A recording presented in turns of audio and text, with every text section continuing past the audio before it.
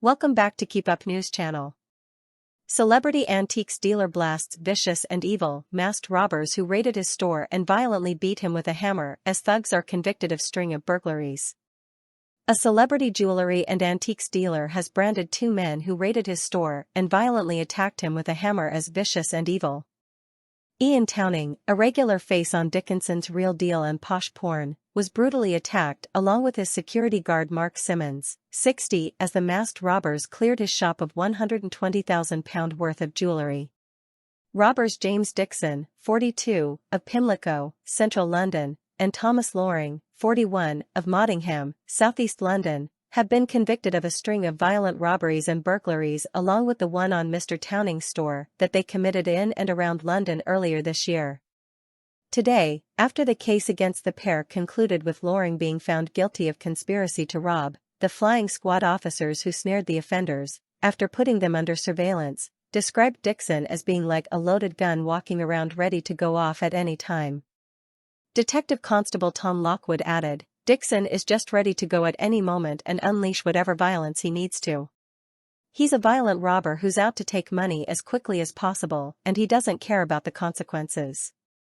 Flying squad officers told how Dixon and Loring had previously been convicted of similar offenses together and had even been cellmates before their latest crime wave. Dixon had only been out of prison for 7 months before he committed his first violent crime and did so while on license, a term that had been extended by 5 years because he had punched a prison governor in the face when a parole hearing hadn't gone his way. Detective Chief Inspector Laura Hillier of the Flying Squad said, "We are going to talk to the judge ahead of sentencing about Dixon's dangerousness so that when he is eventually released there will be enhanced probation and licensing aspects, because it's really important to show his past history of offending and the impact it's had on his victims and the community as a whole."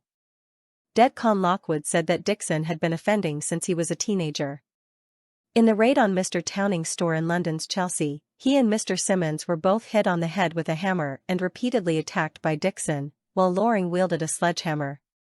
Describing the devastating effect the raid has had on his life, Mr. Towning said, "It's really screwed me up. I haven't slept well since, and I'm just nervous all the time. And even in my own garden, I feel vulnerable. I rarely dare walk down the street now, and if I do I don't like anyone being behind me, and at a restaurant I sit with my back to the wall because I don't trust anyone anymore. My teeth, hips, my arms, shoulders, and my head, they all hurt, and sometimes when I go into my shop, I don't like to be in there anymore, and that's not good for business, and Mark feels the same," he added. During the raid on March 26, the offenders, who had been previously convicted in 2013 of violently robbing a post office cash-in-transit driver of £24,000, used a reportedly stolen black Peugeot 208 GT car with false plates. The Flying Squad tracked this back to a known associate of Dixon, which Flying Squad Detective Inspector Kelly Sconhedge said was a turning point in the investigation. She added, "We relied on good, sound detective methods. We meticulously went through hours of CCTV and we looked into the history of the vehicle, and that's when we also knew this was an organized crime group, OCG, and that's when we started to look into Dixon." When the Flying Squad arrested the Loring and Dixon, the pair had just made off with £8,745 in cash from a violent attack on a post office worker on the Old Kent Road, southeast London. Dixon then spent more than £2,500 cash at Lacoste and Hugo Boss on London's Regent Street before, the detective said, phoning up one of his 3 girlfriends to pick him up. "He's an extraordinarily brazen criminal," said Detcon Lockwood. "One minute he's smashing victims around, kicking them and barging them over and inflicting injuries. The next, he's spending the spoils of his crime without any remorse, even using telephones within those stores to phone up people he knows." DED-CH and Hillier said that the Flying Squad was hoping for severe sentences for Dixon and Loring because of the scope that the Flying Squad has in being able to investigate organized crime groups who are committing multiple crimes. "We have a good reputation for working across conspiracies and criminals that show a propensity towards violence. We can work across different forces and areas and ensure the offenses are brought together and so the sentencing powers can be increased and the victims can see justice being done for them." Following his arrest, Dixon pleaded guilty to multiple offenses connected to various robberies, an attempted robbery, and burglaries. Loring pleaded not guilty to robbery offences.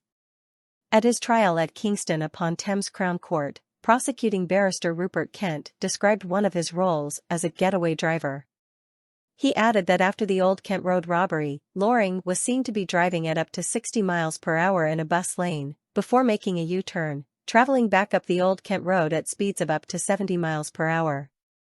Mr. Kent said, "Mr. Loring is obviously an accomplished driver and adept at using a sledgehammer." He added, "These two men, between them, would do whatever to get cash and property." Mr. Kent showed the jury CCTV footage of the robbery at Mr. Towning's store, which the Mail had revealed to readers just days after the offense happened. He said that Dixon hit Mr. Simmons on the back of the head with a hammer, a blow that knocked him to the floor and caused a cut that needed 10 stitches. While Mr. Simmons was on the floor, he was then attacked further. Mr. Kent said that Mr. Towning's business partner Leslie Barrett saw him being attacked with a hammer. As Mr. Barrett watched, he feared Mr. Towning, who was hit on his head, shoulder, elbow, and back, would be killed. The raiders, who wore balaclavas and gloves, took a £35,000 sapphire and diamond necklace in their haul from the store stocked with £2 million worth of goods. It took a jury only 42 minutes to convict Loring of his role in conspiring to rob cash-in-transit drivers and shops between March and June this year. At the news of the convictions, Mr. Towning said, "I'm emotional and choked up. I'm glad they've been put away because they are monsters. They have no regard for anyone.